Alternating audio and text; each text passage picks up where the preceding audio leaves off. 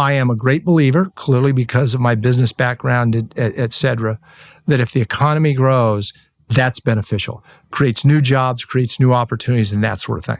I've also been around the world and see instances where that's not happening, and it is almost impossible to have good communities when that happens. You're either growing or you're dying. Right. It comes down to that.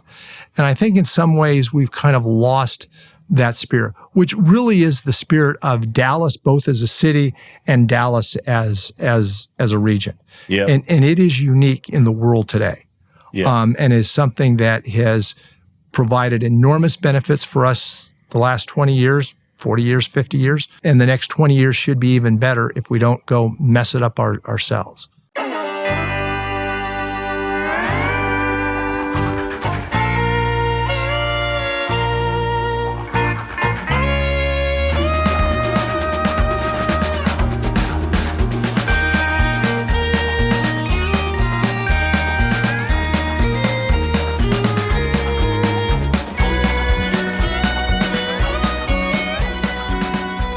At Paladin Partners, we've been quietly building one of the top focused industrial commercial real estate firms in the business. Over my career, we've been fortunate enough to handle over 60 million square feet of leases in over 150 cities across the globe with some of the biggest names in the business. And we just keep growing.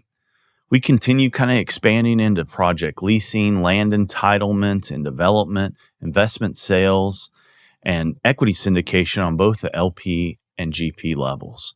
We welcome the opportunity to show you our approach and how we deliver real bottom line savings, drive customer growth, and create strategic value for your real estate, whether here in DFW or across the globe. So if you're a C-suite executive, a director of logistics or real estate, or an owner, investor, or operator, I'd love to sit down, shake your hand, grab lunch, and discuss coming on the C-Suite show or talk through your next real estate move and discuss what makes us different. Simply stated, we go beyond the deal. Our network includes top suppliers, manufacturers, distributors, and ultimately end users. And we make business building introductions that help you grow faster. We bring this same mindset to our owners, investors by helping maximize value and accelerate capital deployment and your exit returns, which everybody cares about. And lastly, if you're an experienced broker, regardless of service line or asset class, and you're tired of giving up half of your commissions and want to build equity in a firm and an environment that's collaborative, entrepreneurial, and well, just actually fun, we should talk. Come and talk to our team. Many of our brokers spent decades at other firms and are now thriving again. So to schedule a meeting in person or via Teams call, reach out to Amy McCandless at amy@paladinpartners.com. That's Amy at PALADIN-partners.com. Again, that's Amy at PALADIN-partners.com. Now on to the show. Well, Tom Leppert, thanks for coming on today, my man. It's good to be here. Thanks for having me. You know, I appreciate you coming on, and we met through our mutual buddy, Kyle Waldrop. Yep. So we've gotten to have a little lunch together previously, and you agreed to come on, and I appreciate you doing that for me. I'm happy to. You know, before we dive into your incredible business career and some life in the public sector as mayor of Dallas, I always love going back and like talking about your childhood, you know, and a little bit about how that shaped you. Let's go back to Phoenix, Arizona. Tell me a little bit about growing up down there. Well, it shaped me an awful lot. And I think that's the case with most people, but probably those experiences had a big impact on me. I was raised by a single mother. Wow. I never knew my father at all. Really? He was alive when I was born, but died when I was very, very young. So I don't remember him at all. Okay. So it was just my mom. And she was tremendous. She has had more of an influence on me than clearly any other person in my life. She was had an incredible work ethic, great standards, sense of faith. Didn't have an education. Okay. So, back then, there were not a lot of opportunities for uneducated women. I'm not sure there was a lot of opportunities for educated women, too, at least in the same sense that we have them today. So she was a secretary at a mortgage company for over 40 years. Wow. And that was kind of what, provided our means, so to speak. But it was, again, I look back on it and it lacked nothing. She was tremendous, always knew I was loved, got the things that I think are important, the ones I mentioned a moment ago, but work ethic, principles, standards, sense of faith, those sorts of things. But that does have a big impact. When she had me, she was older. She was over 40 years old when she had me. Wow. Yeah, and I was the only one. And so she had grown up in the Depression. And so even today, I contrast with kind of the background my kids have grown up in and that sort of thing. Right. And when you talk about, having effects in that, in a lot of ways, I still react to things, much like somebody coming out of the Depression. Yeah. I feel very fortunate for what I've gotten, but that's not the background that I knew when I grew up. Yeah. Did she push... I mean, those are incredible things that she instilled in you. Did she push education since she... Yes. Yeah. I think she understood how important it was. I think she always assumed that I would go on to college, even though she hadn't. Okay. So that was kind of the expectation, I think, all the way through it. Right. Now, I didn't know what I wanted to do, so that's an interesting story in and of itself. But I think she always understood it. I can remember back, even to this day that, she was head of the Parent Teachers Association at the local elementary school, public elementary school. I was involved in some youth organizations, DMLA, et cetera. She was always involved and engaged in those. So she put a lot of time into me that went beyond it. So she had a tough job and was always willing to kind of... Was always there. And she was always there and always willing to go that extra step for me. That's so great. Yeah.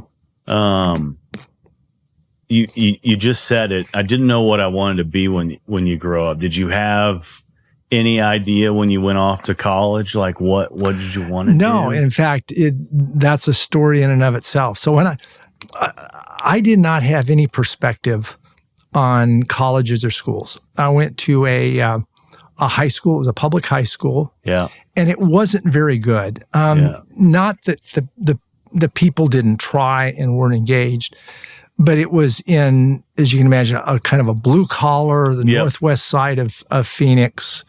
I'm guessing probably 70% of the students that graduate there still probably live within 10 miles of the school. It was built for 2,000 students. There were 5,300 students there. So it was, I am told, and I'll have to verify this at some point, that it was the largest high school at that time west of the Mississippi. Wow. And again, not intended to be. Yeah. Started at 6 in the morning, ended at 7 at night, double sessions, all those sorts of things. So it was just tough circumstances. Yeah. That's what I don't want to, it wasn't horrible people. Now, were you a anything killer else. Student? Were you like straight A, finishing at the top of your wasn't class? then. I was fortunate because I was pretty smart. Yeah. And I could kind of always accelerate to get there. Right. But it wasn't something that I was the great student or I was particularly motivated in high school and that sort of thing. I think I probably caused more trouble than I did anything else. You sound a lot like me, Tom. And when college rolled around, I did not know what to do. Yeah. I had been, again, at a very large high school. Right. And the only thing I knew is I did not want to go to a large school. And kind of the de facto choice was Arizona State University. Okay. 40, 50,000 students. Right. An individual class in economics had 800, 900 people in it. Right. That's, I knew what I didn't want. I had no idea what I wanted. And I didn't know anything about schools either.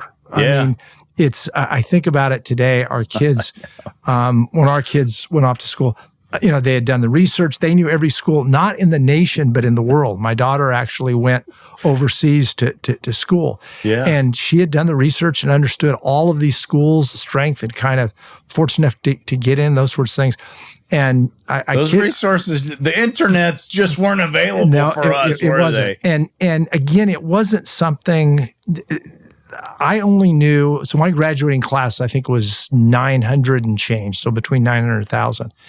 And I'm sure there were more, but I only knew one kid that went out of state to school. So again, it was kind of de facto around there. And I did what a lot of people did. I took a year. I was going to do 2 years, but I took a year at a junior college. It was a local junior college, public school system, that sort of thing, and had no idea what to do.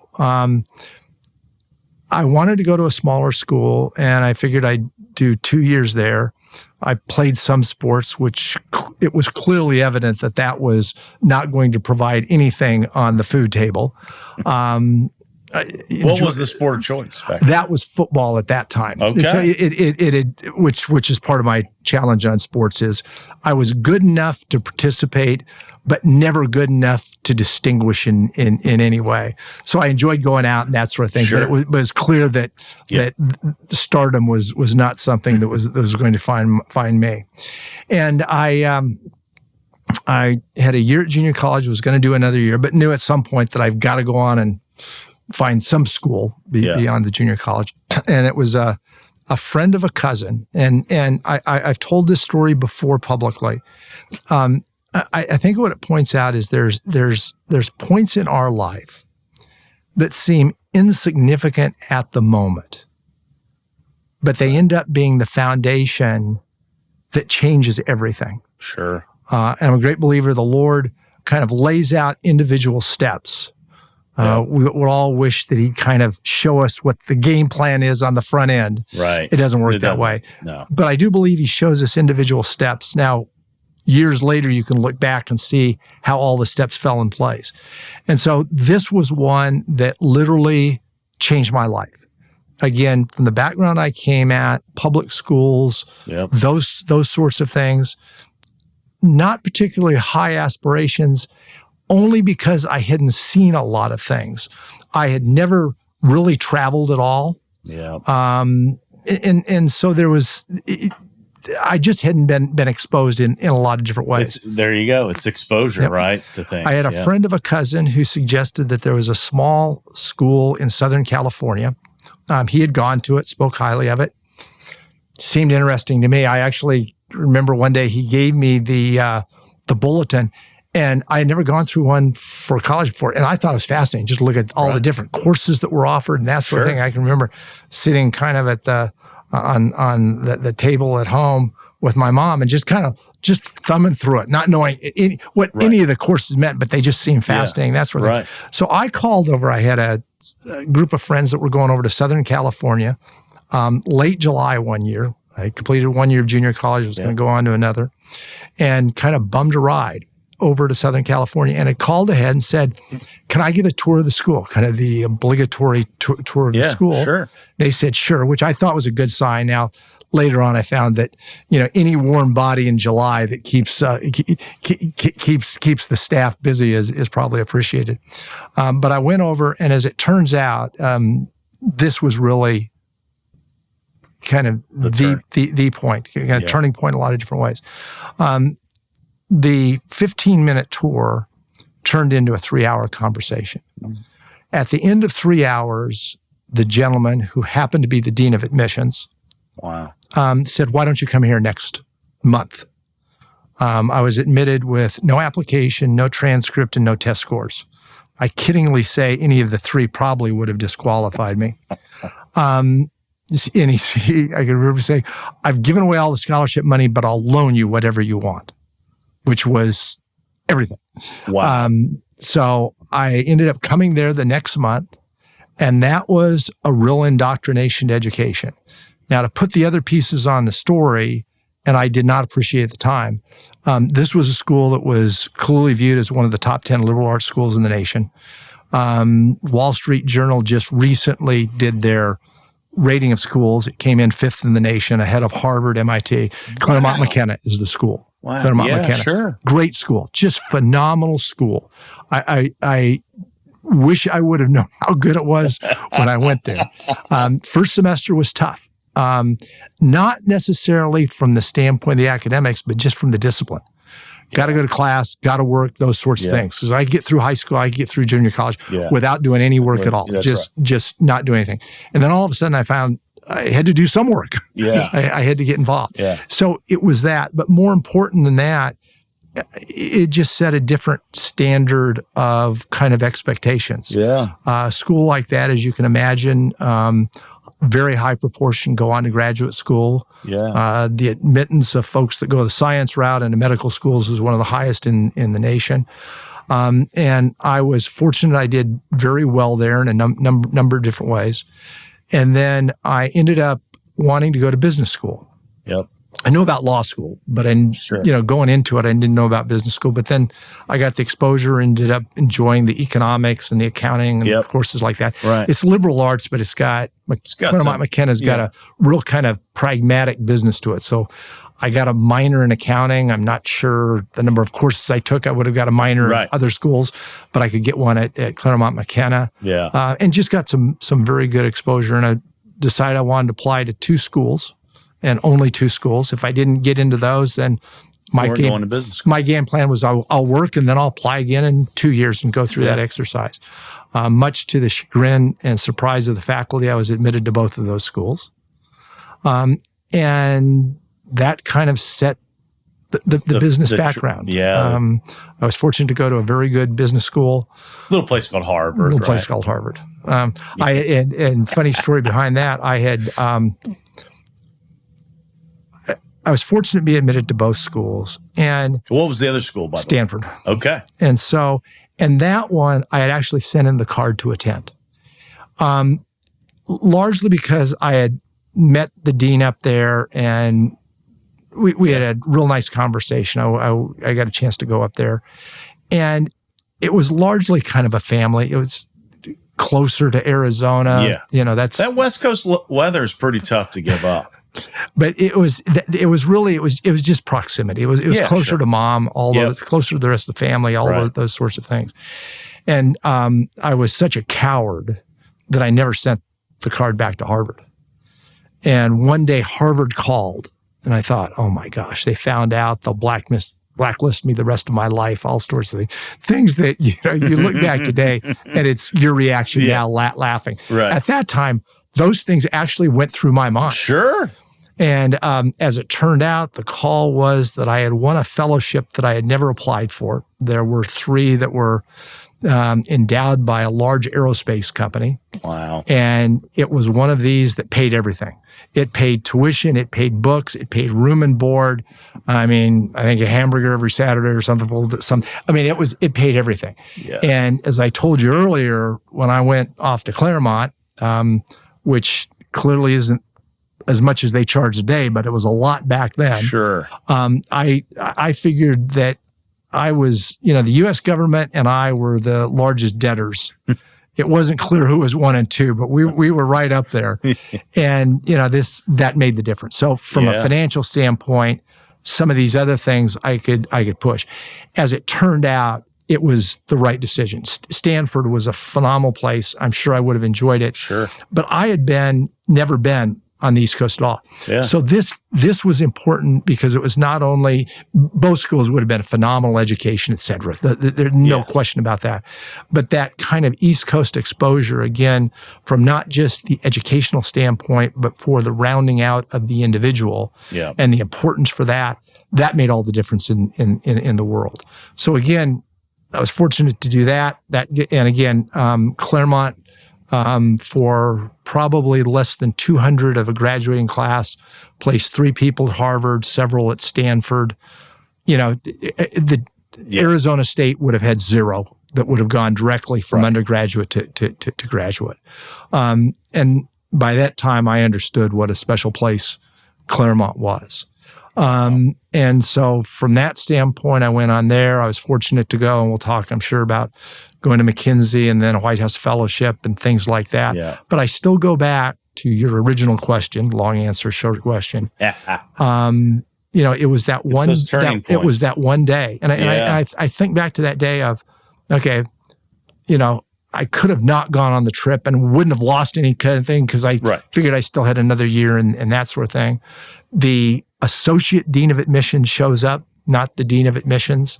Yeah, right. Wouldn't feel empowered in the same way to say, I can admit anybody I want. That's right. I'll admit you on the spot. Yeah. Those sorts of things. So you think of how we think of life being fragile, and truly it is from a life and death standpoint sometimes.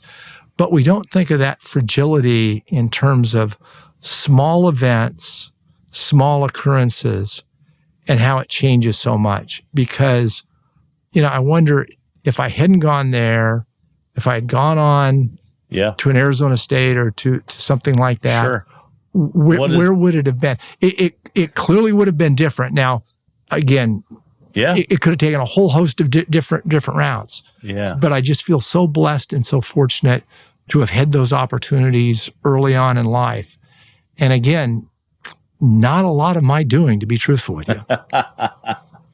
But it is those small breaks, though, that just put you on a different course. Mm-hmm. Like I love the story about Ross Perot and like how Ross was writing letters constantly to his congressman to try to get in the Naval Academy. And same deal. He went to junior college in Texarkana for a year, and somebody decided not to take the next year. Somebody decided not to take the bid or the nomination to the Naval Academy. And he continued to write letters. And that congressman finally was like, told his assistant, tell that kid in Texarkana, I'll give him the opportunity at the Naval Academy. And that obviously changed his complete trajectory and met the CEO of IBM on the battleship, and it's that one little. And with all that he contributed to his family, to the country, to clearly creating the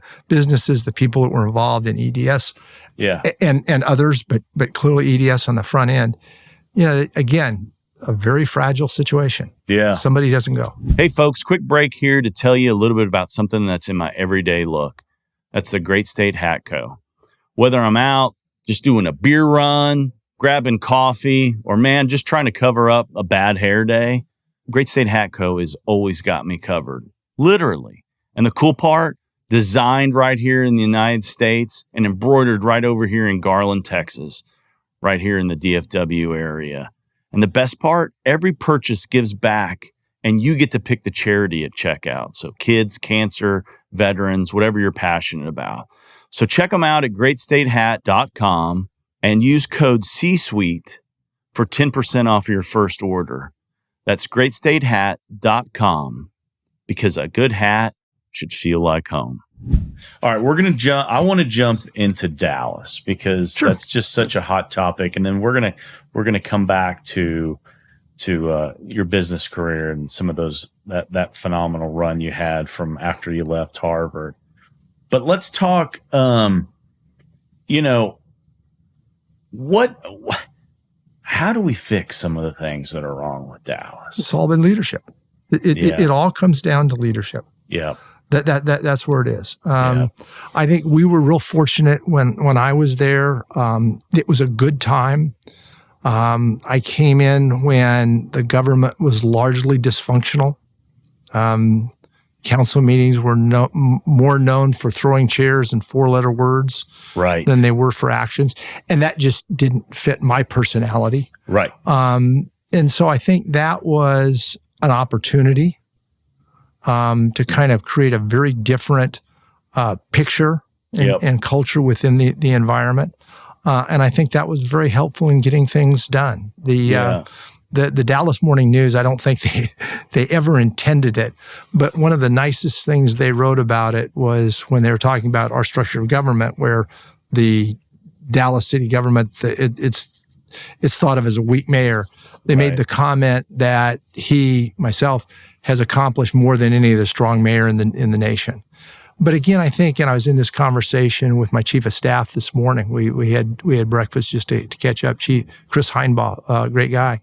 I think part of that is that, given the circumstances here in Dallas, a mayor's position here, you make it what you want it to be. Yeah. And so it is very wide, the way it's structured.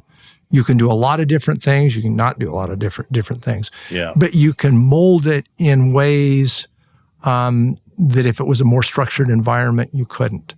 And when I came in, I had 2 or 3 months before I ever got in the race, if you had suggested I was ever going to run for office, I would have laughed in your face. I would have done something rude like that. Yeah. And so when I came in, I also had several advantages. One is I never thought I was going to be there. Yeah. So it was, in a sense, playing with the house's money.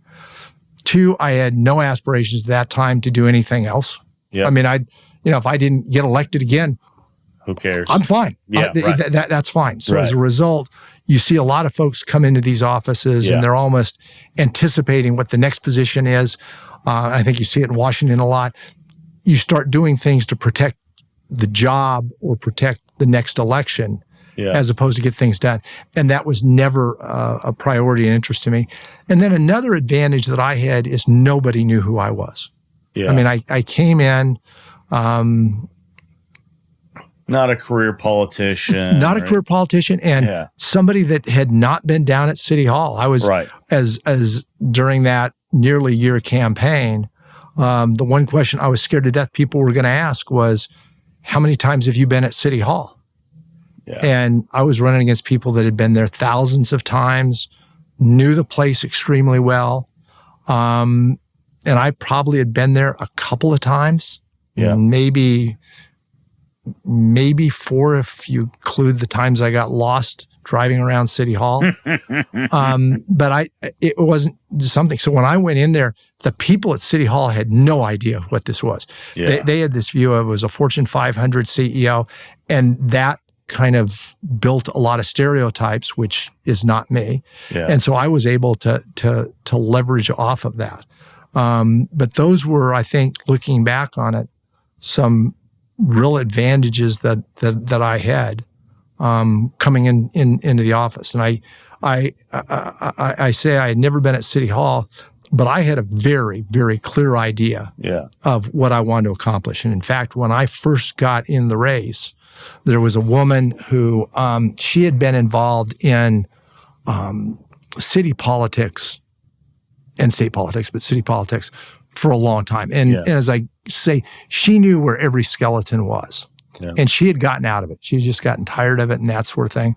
Had kind of taken everything she did politically and kind of shifted it into public relations and kind of shifted the corporate side. And in fact, when I was at Turner, when CEO of Turner, I utilized her. So we got to know each other. Okay. And when it kind of got understood that I might get into this thing, she came to me and said, if you get in it, I'll run it for you, which was an advantage because I had no idea how to structure an election or anything else. She knew everything about it. And one of the first things she did is said, okay, if you're interested in this thing, you tell me what you want to accomplish. And we literally, kind of the first meeting of thinking about this, we sat down and wrote out probably a couple of pages, but not, kind of a 1 or 2 page outline that said, here's what our priorities are, here's what we accomplished. And to this day, I think I can look back at anybody in Dallas and say, not only did we accomplish everything we said we were going to do during the campaign, in each of those areas, we accomplished more than that. Yeah. And so I feel good about that. Yeah. Well, I think when a lot of people look back, especially in the last 20 years, that everybody looks at you and Mike Rawlings as doing a phenomenal job, as much as you can do as mayor, right? Like you said, to me, the biggest challenge down there is the city council. You've got to just get... I only lost 1 vote in 4 years. Really? That's incredible. Yeah. 1 vote in 4 years. Yeah. And I think what's interesting too is when I first started to run, and I still have some emails of some, community leaders and business leaders who were approached to support me. And they wrote very nice letters back, not to me, but to the individuals that were soliciting the campaign contributions and that. And it was kind of all the same as, good guy, really enjoy being with him, but he's got no chance of being elected. The background of white, big business, worked in the Reagan administration, Harvard Business School. We haven't elected a business person for 40 years, and it isn't going to happen. And what was interesting was that was the feeling. Now, when Mike ran, what was great was nobody ever questioned that. It was kind of like, okay, we had a business person, kind of worked out okay. So never an issue. Right. So I always felt good about that when Mike got into it and ran. Nobody ever kind of questioned, why is a business person running, and can a business person win? Yeah. So you can change, you can change the message and the tenor. Yeah. If you go about the right way, I think. What do you think are the biggest issues that the city of Dallas needs to fix today?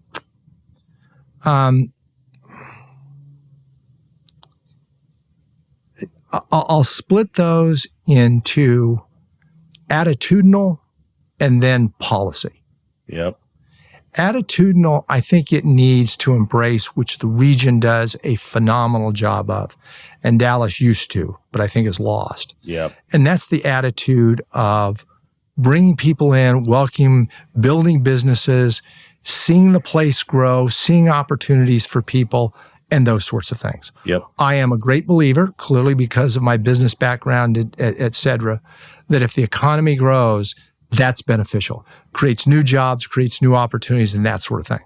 I've also been around the world and see instances where that's not happening, and it is almost impossible to have good communities when that happens. You're either growing or you're dying. Right. It comes down to that. And I think in some ways we've kind of lost that spirit, which really is the spirit of Dallas, both as a city and Dallas as a region. Yeah. And it is unique in the world today. Yeah. And is something that has provided enormous benefits for us the last 20 years, 40 years, 50 years. Yeah. And the next 20 years should be even better if we don't go mess it up ourselves. Then there are policy issues that have to be addressed. Some of those are related. We still do not do a very good job of just getting the business of government done. I think the city manager is going at this and going at it aggressively. We still have to do better in terms of the permitting process and all of that sort of thing. It's all the way from kind of zoning to permitting and that sort of thing. Some of it's business, some of it's not business, to be frank with you. It's all that sort of thing, just so that we run the shop better. And I think that's so important because that really does set the stage for how people think about the city. Those, I think, instead of no, it needs to be yes. Yeah, exactly. Right. And me being in commercial real estate and doing development and bringing clients or tenants into the city, I mean, you've seen it. I mean, Frisco, Plano, I mean, they'll roll out the red carpet. Yeah. And importantly, though, Conrad, that doesn't mean you're saying yes in a blind eye. There are some times when you ought to say no. Sure. And my point on that is say no and go on. Right. Now, again, I adapted that from being on the other side of the table most of all of my life for decades on decades. And if I was on the other side of the table, I may not want somebody to say no, but if I'll say no, tell me that early and I'll move on to the next effort. Yeah. That was it. The problem is when you don't give concrete answers and you drag things out. That's the worst scenario. The worst scenario is not a no. Yeah. The worst scenario is you just drag it out, and don't look like you care. I mean, that was part of it. Yeah. I think we were able to communicate that we cared and that it was important. Yeah. And again, that comes on from the top. Yeah. And making that communication. So I think that's a big policy issue. I think we can continue to do better in the public safety area. Now, it's got to be clear. You look at the numbers in Dallas, and they are still very, very good numbers. We've gone through the situation in the last election where people were throwing things up. That's fine. And clearly, if you're the one that has been the victim of a crime, it doesn't matter what the numbers are. The only number you care about is one, and that was the one instance that you were in. But from a leadership standpoint, a community standpoint, you do have to step back. Yeah. And you look at our crime numbers, they continue to be very good on a relative basis across the country. With that said, though, we don't have enough police officers. When I came in, we had 2,900 and change police officers. And I, by my nature, spent a lot of time kind of just asking people a lot of questions. Yeah. And so it wasn't the chief of police or the assistant chiefs or that sort of thing. I talked to a lot of beat cops when I came in. Right. And basically the message I got across the board was, all we do is handle calls. We don't do any policing. So we get a call, I go deal with paperwork, I get a call, that sort of thing. That's all they did. And the reason for that was we didn't have enough police officers. We weren't doing any policing. And at that time, when I came in, we were the number one crime city in the nation. The number one crime city of the cities 1 million and more, which is kind of the category that we find ourselves in. The largest cities in the nation, 1 million or more. And what was fascinating on that was we had been in that position for 20 years. And people knew it. I wasn't providing any insight. Right. I wasn't any smarter than anybody else. People knew it for 20 years, and we just didn't do it. We just didn't add police officers. So in the space of 3 years, we went from 2,900 to over 3,700, increased by over 20%, largest increase we could ever find in a 3-year period for any police department anywhere in the nation since 1900. Now, I'm sure there was a police force of 3 that went to 4 or something, but of any size, nobody had expanded that much. And what was fascinating to watch was crime just absolutely just plummeted. Yeah. We had the best numbers by far across the nation. And, you know, we would, I kiddingly say in speeches, the one thing I learned as mayor is felons don't commit crimes in front of police officers. And we found that out. We had a class that came out of the academy and didn't have a place to really put them immediately. Yep. So we took, I think, 15 officers and just literally dumped them downtown. Didn't have anything better to just threw them downtown. Crime went down by 20% almost overnight. Yeah. It was like, in fact, I had lunch with the new police chief, who is really excited to be here, really committed, looks at the numbers and says, hey, we're doing a great job in numbers. I know I need more police officers, et cetera.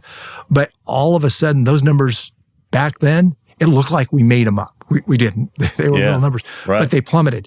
It makes a difference because what we were able to see when we started adding police officers, and again, not things. Well, I remember the first time I started seeing police officers just like going up and down the Katy Trail.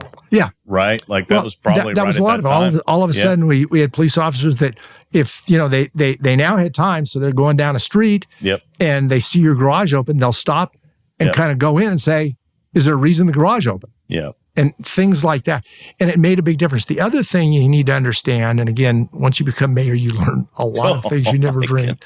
At that time, 40% of the crime was in 6% geographic area of the city. Wow. It was that concentrated. So the one thing we found with additional police officers, and David Brown was especially effective at this, is we would look at real-time policing, which again, we didn't develop. It was really developed in New York and other places. But what we utilized it, if we saw an issue at 1 a.m. someplace, we would send police officers out there and basically see you got hot spots that are being created, and all of a sudden throw police officers in there, and by 2 or 3 a.m, it starts coming down. And those are the things that people don't understand, don't appreciate, that gives flexibility of how you start addressing some of those issues. Yeah. But public safety was important to me. Education was important to me. Clearly, economic development was a big piece of it. Again, kind of from my background, that sort of thing. And needless to say, we were very successful on economic development. We're fortunate to recruit one of the top 10 companies in the nation. Yeah. Monty Bennett was on here last year. And he taught, what do you I know you've listened to both sides, and he obviously is big on the police force. I mean, what's your position on the policing force today and where it needs directionally, to be? He's absolutely right. I agree with him absolutely 100%. I told this to the chief of police, and I've said it publicly time and time again. We don't have enough police officers. Yeah. And we need to put the resources, and we need to aggressively go at that. There's absolutely no question. He and I agree 100%. The way he went about it is where I would draw an objection. Yeah. I think there's better ways to do that. What you've done, and I do understand it, there's a frustration level. We've lost so many police officers. People look at the crime situation. As I said, please step back and look at the real numbers. If you're being affected, it's a different game, and I understand that. Sure. But the numbers are still, sometimes perception can be reality, and I think that's the position that we're in now. And with that said, we're down year to date. We've got, I think, 44 murders is all that we have in the city of Dallas. It's a phenomenal number. 40 would be better, and 30 would be a whole lot better. Yeah, that's right. And that sort of thing. So Sure. it is never you're good enough when it comes to public safety. You always want to do better and better. And that's why, again, I push for more police officers. I push for the academy, all of those sorts of things to go forward. Yeah. But the sort of things that we did provide constraint. Again, I'm very big on the crime, but I'm also smart enough to understand that I want to have more police officers, but that's not the only thing. Yeah. There's other things that we need to do. Spending money outside of just adding police officers can have a big impact. Yeah. Well, you start constraining your ability to do those sorts of things. What I think was being done was a lack of faith in the leadership and saying, okay, if they're not going to do it, we've got to do it. Very understandable reaction. Yeah. The understandable reaction. Right. As I said, I don't think they went about it the right way. And I have told Monty to his face. Sure.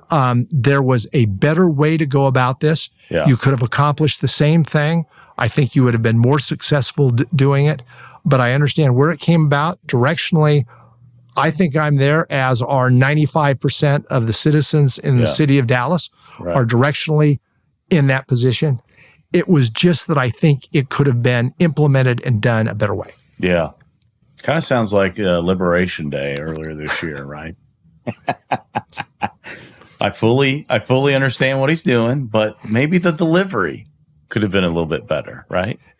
Strategy is important. Strategy. You usually win or lose on implementation. What are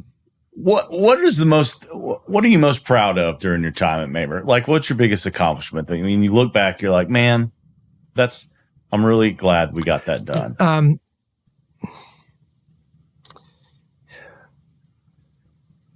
I think to a large extent, it was creating a culture that was more transparent, that was more engaging of the public, and created a better attitude at City Hall that I think reflected the goodness of the citizens of Dallas. Yeah. As I said, when I came in, we were known for throwing chairs and that sort of thing. Yeah, right. One of a very nice thing that was said to me that wasn't intended was some old guy came up to me, about 3 years into this thing and said, I used to watch those Dallas City Council meetings all the time on TV, but since you've been there, I don't watch them anymore. They're just too boring and businesslike, which is what I wanted to achieve. Right. But I think it was that, and I think that we did convey that, and we were a long ways from getting everything right. We did not do that. But I think people felt that at least we knew it was their money and not ours, that we were much more conscious of working through the fiscal issues and being smart, in part because we had to, because remember that was the 2008, 2009, when all of a sudden numbers were going south, which actually we used to our advantage.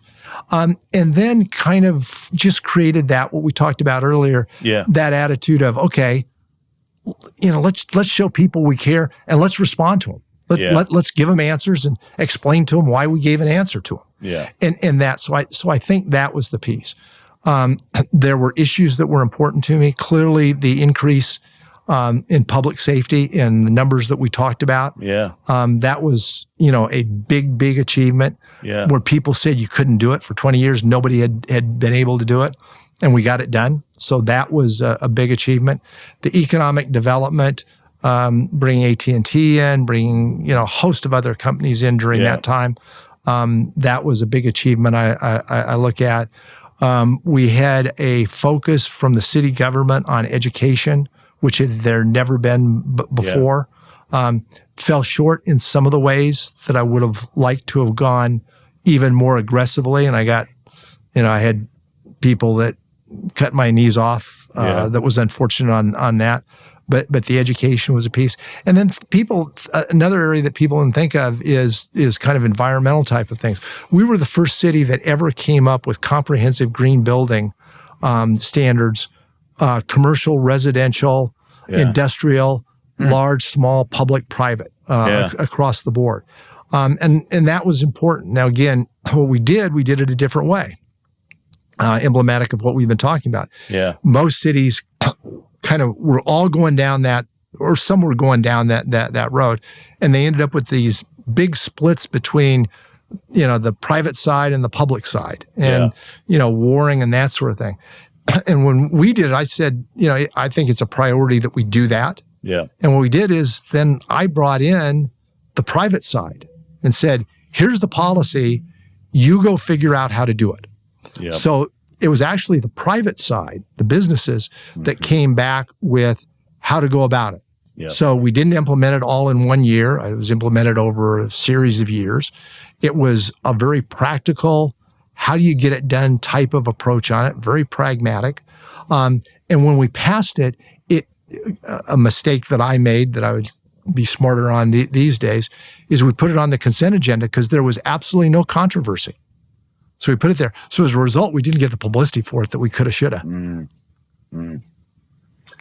When you look back at your time, if you had more time or political capital, is there one thing that you would have liked to accomplish that you did? Taking over the public schools. Yeah, that'd be big. Absolutely. Yeah. Well, education to me, and I'll go back to the initial part of our conversation. I am smart enough to understand that the only reason that I've had the opportunities that I've been blessed, is because of the education that I had. Yeah. And I understand and know how important education is. Yeah. We are absolutely failing in the public schools now. Yeah. I congratulate the Dallas Independent School District for a number of aspects. I think they have been innovative and creative on a number of programs, including teacher pay. They actually have some of the best schools in the nation, Booker T, et cetera. Right. But you have to look across the board. Yep. And we have less than half of the kids are at grade level. So that's, as a business, you've got a 50% failure rate. I don't know of many businesses that would be in that would be in business that have that sort of a failure rate. Right. And we have gotten to the point where we do one of two things. And unfortunately, this was a Republican that did it at the state level, is, okay, we'll just change the standards. We'll just make the standards easy. Well, that's a ridiculous approach. Right. It's a stupid approach, but just think how harmful it is for that kid who at some point's got to go compete with people like you and businesses that you've got. Right. That's absolutely ridiculous. Or the second thing we do is we notch it up by a point or two, and then we slap ourselves on the back and say, what a great job. Now, again, you're running a business. Your failure rate has gone from 69% to 67%. So you don't bring out the champagne because you're still in bankruptcy. Right. But that's what we tend to do. Yeah. And the education is one where, and I said it often, I could be the best mayor in the world and it wouldn't make a bit of difference if we didn't get a better education system. Yeah. And Dallas Independent School Districts need to do a whole lot better job. Fort Worth is even worse shape than Dallas is. And if you look across the country, when you have had meaningful movement on public schools, it's because you've had a change of governance. Now, change of governance in a different way. Some cases, the mayors took it over. Washington would be an example. Some cases, governors took it over. Ohio would be an example of that. Sometimes you change the structure of it. New Orleans, they put good schools in one bucket and they put bad schools in another, and we're able to focus efforts on those sorts of things. The governance just doesn't work. And so that's one where, again, I think I could have made a big difference on that. Easy for me to say because we'll never know. When you look at educational reform, public education reform, do you think it's best led at the local, state, or federal level, or a combination? Or I think it's got to be at the local level. Yeah. And I push it down even further. I think you've got a couple of different problems. I think you've got a governance problem. School boards are, and look, I'm giant on democracy. You're right. I want to vote people in. People need, that's all that sort of thing. But we need to understand at the school board level, there's just no accountability. There just isn't accountability. You can get elected to a school board with a couple of hundred votes. So if I can motivate a teachers union or motivate even a vendor who's more interested in getting a contract than they are the students, I can probably get elected in certain districts at least. And the superintendent is a tough job because you're trying to kind of walk this tightrope between the school board and between teachers union and everything else. So it's really difficult to take quantum movements forward, which is what you have to do in public education. The system is so bad now, you've got to make some big moves. You can't just make these incremental steps. So people made incremental steps when I was mayor. Since then, you've lost 2 generations of kids because the numbers haven't improved. That's what's what's at stake. So you lose that much when you're going forward. So it is not a good governance structure because you just really don't have accountability. The second thing I think you've got to do is you have to put more competition into the system in a lot of different ways. I think there's a lot of different ways. We'll see how the vouchers work out. I am a little bit pessimistic on that because you can increase demand, but if you don't increase the supply, it's not going to make a difference. So you still got to tell me how we're going to get more schools and how those schools are going to have the capital to go into business. The 10,000 can be an operating, but you still have to have the capital. So I still want to see all that play out. Arizona's had some fiscal issues associated. Florida's gone a little bit better, et cetera, that sort of thing. And then I think the thing you've got to do is you've got to push decision-making further down. Principals need to have responsibility for hiring and firing. They've got to be held accountable. Teachers do too. But when you do teachers, we have taken a teacher and we've basically castrated them, is what we've ended up doing. We have given them so many rules and regulations. They can't do what they need to do. I used to visit, my best kind of measure was in churches in South Dallas on Sunday. Laura and my wife and I used to go to the churches all the time, and I'd visit with teachers. And somewhere in the mid-'90s, the world changed. They just lost control of the classroom. And as people that were trying hard, trying to do good things, but they had, they spent 80% of their time on 3 students, which were behavioral problems. And so you've got the other 27, which you probably have a chance at saving. You're not putting any time into them. So we kind of, we're not approaching it as if you were solving a problem. We're approaching it as if we've got a political problem to deal with. And the teachers' unions are horrible. If you see what came out of COVID, and again, I think we're a lot more fortunate here than most places, but you looked at San Francisco, you looked at Chicago, there's no way you are ever going to convince me they cared at all about those students. The idea of putting 7 and 8-year-olds in front of a computer for 6 hours a day and expecting them to learn, it was expedient for the teachers, no question. But there's no way that you're going to convince me that was the cost of COVID. We are not going to know for another 5 years because it's going to take that long for those kids to get through. I was in a business situation during that COVID period of time. I spent 8 hours on Zoom meetings. I got to tell you, for all practical purposes, I was a zombie. And I'd be the first one in bed. I was reaching for email and everything else, not paying as much attention, that sort of thing. And I thought I did a pretty darn good job on a relative basis. So I think, we got a 6 or 7-year-old in South Dallas, disadvantaged area. Parents are off working. Do we really believe that they got anything out of that? So you got to deal with the teachers union too. So anyway, those are a couple of ideas. You've led both Fortune 500 companies, and we're not going to be able to get in because we're short on time. And now a major U.S. city. Either that or I'm talking to myself. Well, we'll have to do another episode. I mean, what's the biggest difference in the business versus the public sector? I get that question all the time. Okay? Really? What's the difference being a leader?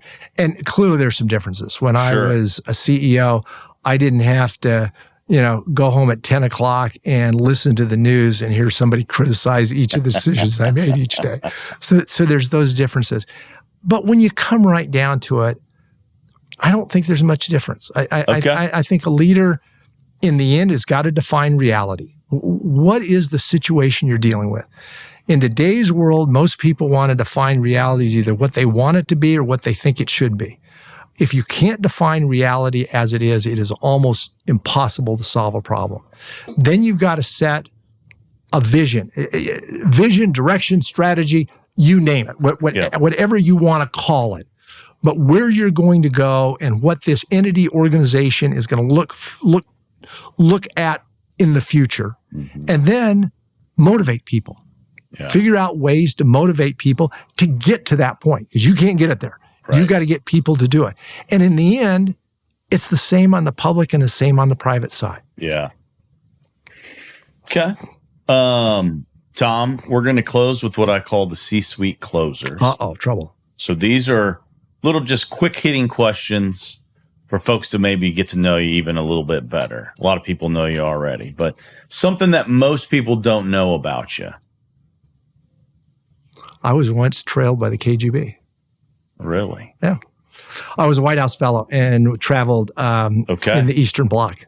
Really? And could identify, especially in Poland, where the little white car was following us. Interesting. Most impactful book you've read, other than the Bible, because obviously I know that's big with you. Yeah.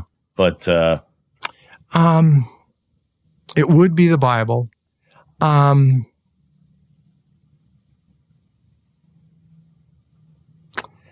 There's an old one that's How to Win Friends and Influence People. Sure. Old Carnegie type of book. I literally gave that. You saw Mateo, and he's reading it right now. Yeah, and again, it's it's all pretty much basic logic. It really is. Yes. It's just how you treat people. Sure. And I'm just a big believer. It's how you treat people. I'll tell you a story related to that, but I'll make it quick. And it's one, again, that made an enormous difference when I was mayor. Had nothing, I would never have dreamed it when it happened. I had been mayor all of about 5 days or so.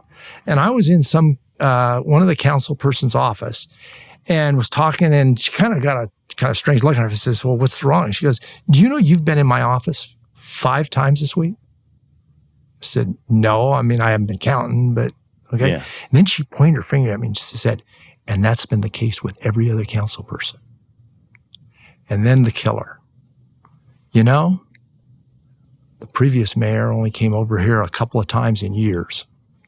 And it was kind of that of, and what I hope it showed was kind of a willingness to come to people, which I always did. When I was CEO, I never wanted to meet people, on rare occasions, in my office. I would rather go to their office and meet with them, to be on their turf, so to speak. Yeah. And that, again, I never expected it, but it built a lot of trust early on. The first time I was there a couple of days and that sort of thing, and I had a question. So my view is, I'm going to go ask him. So I trumped down City Hall and walked in the city managers.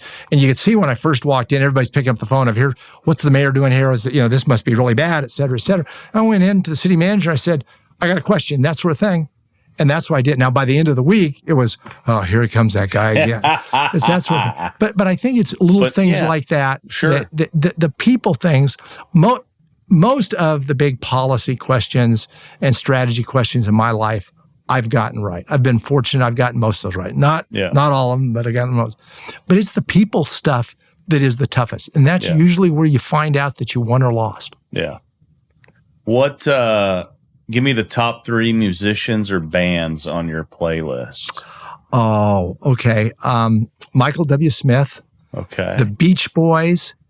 Yeah, I know. You go ahead and laugh and make fun of me now. I guess Chris Tomlin would be the third one. Okay. I'd probably those would have the most. Okay. On my iPhone, I've got about 300. I know exactly because I just went through changing the phone. 368 songs, and it's kind of Christian songs and it's oldies. Yeah. And I am just my kids vilify me for only having 368 and having, no range of interest at all. So every time they look at it, it's kind of eyes roll like, oh my gosh, we clearly did a bad job of raising this father. I mean, do you have a go-to karaoke song at all, Tom? Or well, if you heard me sing, okay, you would know that would be a bad situation. That's a bad idea. That's a bad situation. What about first concert you ever attended? Gosh. I can tell you exactly what it was. It was the Beatles. Wow. It was their first tour in Las Vegas. And so what it was my mom had a friend at her office who had 3 teenage girls. I must have been, I can tell you exactly what I was. I was 8 years old. And had 3 friends, and they had gotten tickets to the Beach Boys concert she had gotten to, not the Beach Boys, excuse me, the Beatles concert in Las Vegas. And so my mom and we drove up from Phoenix to Las Vegas. Sure. And got in some hotel. I don't even remember what it was. And so I went to the concert with these 3 teenage girls. And so there's this 8-year-old kid that knows, for all practical purposes, nothing about the Beatles other than this. And all I can remember is for like 2 hours, all I heard was screaming. And we were not that far. I never did hear the Beatles. All I heard was people screaming. So that was my first concert. Yeah, that would be it. That is a big one to put on. Yeah, that was it. I asked that question to a lot of people. I think you are at the top of the list now for that's my first concert. If you could have coffee with one historical or famous figure, who would you choose? Jesus Christ. Yeah. I knew that was going to be. If it wasn't Jesus, who would you love to sit down with? I actually, when I applied for White House Fellow, I got a version of that question. And most people talked about it from historical. And mine at that time, so this was 1984, I said I wanted to have it with Reagan and Gorbachev. Yep. And the reason for that was they would be making history as opposed to having made history. If you look at from a historical standpoint, probably the individual that has intrigued me the most, and again, understanding history and looking at it largely in the last 100 years, would be Winston Churchill. Yeah. I had a chance to see Reagan when I worked at the White House, so I wouldn't say that, but probably Churchill. Did you get to spend any time with old Ronnie at all? I mean, interacted, but to be frank with you, there was no direct time, and he clearly didn't know who I was. But it would be Churchill. I mean, a fascinating guy because for a lot of different reasons. First of all, he was a complete failure. If you look at World War I, he was responsible for a disastrous battle, loss of life, humiliating defeat, that sort of thing. Came back. I mean, that failure did nothing except motivate him. Yeah. Really somebody that had foresight. He back in the early 30s called Hitler what he was, when most people, especially in the UK government, were not doing that. Even you go back into the late 30s, you got Neville Chamberlain, you've got a whole group that were trying to appease Hitler. Yeah. And, Churchill very early on had said that, no chance. And then kind of just the perseverance and drive. Yeah. If you think you're leading the UK, you're going against Germany, Italy, and Japan at that time, really Germany, Italy from a European standpoint. You've got no help on the other side of the ocean for you, or very little. Yeah. France is going to go the wrong way. And so you're kind of a little island with not many people, and you're basically the only force in the world that's trying to stand up for good against evil. Yeah. And to have the perseverance and just, never give up. That's a good one. Persistence is everything in this world. If you could live anywhere else in the world, where would you live?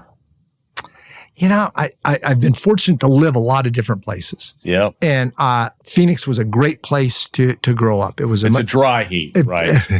Right. I can at least say I'm the one person that actually thinks the Dallas summers are cool. And it was a great place to grow up because it was a much smaller town than it is now. But Dallas to me is a phenomenal place. Yeah, really. It is. We're a little bit short of oceans and we're a little bit short of mountains. But once you get beyond those two, this is a pretty good place. It is either becoming or has become the nexus of the U.S. economy. Yep. It is a place where you've got you're at the edge of the South, so you've got that sense of Southern hospitality. Yep. You're kind of the edge of the Bible Belt. So from a family standpoint, a value standpoint, great place to raise a family. I'm a great example. I had only been in the city of Dallas for 3 years when I was elected mayor. I can tell you, working in with Bloombergs and mayors of L.A., Chicago, et cetera, that can happen no other place. Yeah. I mean, this place, and nobody cares what you look like, where you're from, or even what football team you root for. All they care is if you can add value, you can do something. That's right. This is a great place. Yeah, it is the least inbred place. Yeah. So I'd say that. I know that's not a very creative answer. That's all right. But tell me your favorite restaurant in Dallas. Oh boy, this is going to get me in trouble. Well, you can give me 2 or 3 if you'd like. But let me do it this way. I end up going to Sevy's probably more than any other for lunch. So I have lunch at Sevy's. Love the Sevy's, yeah. Quite good spot. It's convenient. The food's really good. I mean, it's all those. So I'll say that. But I will also say, again, you learn a lot of things when you're the mayor of Dallas. There are more restaurants per capita in Dallas than any place in the nation. Sure. And as a result, we've got a lot of great choices. We really do. If you give me a good Italian restaurant, I'll be there tomorrow. That's great. I know a lot of your life now is impacting others and involved with give back and charities. I mean, is there a particular one you want to share with the audience? The one I'm working on now is I really felt that, and like you kind of contribute, put your time in a lot of different things and you're helping. Yeah. But I didn't really feel that I felt called to kind of do something where I could look at somebody, an individual, and say, okay, we changed the trajectory of their life. So myself and a couple of other folks are doing a training program in South Dallas, taking folks who have not been particularly successful in the educational system and doing training in the construction fields and doing it basic as well as advanced training that leads to apprenticeships, electrical, HVAC, plumbing. So in the space of a couple of years, with that training, they'll get a really good job coming out of the training. Yeah. But in the space of a couple of years, they can be north of $100,000, and it really does become a career in electrical, plumbing, HVAC, et cetera, that sort of thing. So we're doing a training program, but we're doing it different. So it's not just the training. We're also providing stipends to encourage people to stay there. We've got a mentoring program drawing on churches in South Dallas so that people have some support. We've got not just the technical training, but we've got a really good guy that's coming in from the community that does soft skills, life skills, but everything from, again, folks that these folks really haven't had a job in the way that you'd think of it. You got to show up for work on time, kind of what the etiquette of just having a job, all the way to how do you think about your life goals? For the first time, we're going to actually have you think about what's your life goals, what you want to accomplish, family-wise, faith-wise, job-wise, career-wise, those sorts of things. And so I have that. So we try to make it a much more holistic training program during that period of time, and then have that mentoring program carry them forward into placement. What's the name of this organization? South Dallas Workforce Training Coalition. Okay. So it is not a very creative title. I would be the first to admit that. We were forced to come up with it, just to come up with the papers and be able to designate it. Well, that's great. But that's what we're trying to do. That's awesome. We've got some of the large construction companies engaged. We've got some of the subcontractor community engaged to hire these guys. I've sat in on some of the training. It is really good training. These folks are committed. It is not scalable. We do a cohort of about 20 people we want to do 4 times a year. If we get really good, maybe 6 times a year. Yeah. So it's not going to be a government program of millions or that sort of thing. Yeah. But we think by having that more personal touch of kind of mentoring programs, all that other sort of thing, that we can change somebody's life trajectory. Yeah. Well, that's awesome. And for you guys listening to this one, if you haven't checked out Tom's new podcast, yes, it's called the Intersections Podcast. Yep. And it's him and Kyle Waldrop. And you guys can find it easily on YouTube, Spotify, all your famous channels. You're doing an unbelievable job there. And we're having fun with it anyway. And some tremendous guests. Yes, we've been fortunate to have some really good people and some great conversations. So just like this. You bet. And maybe next time we'll get into the business side of your career, which has been unbelievable as well. Well, Tom, thanks so much for coming on today. It's great being with you. Thank you for having me.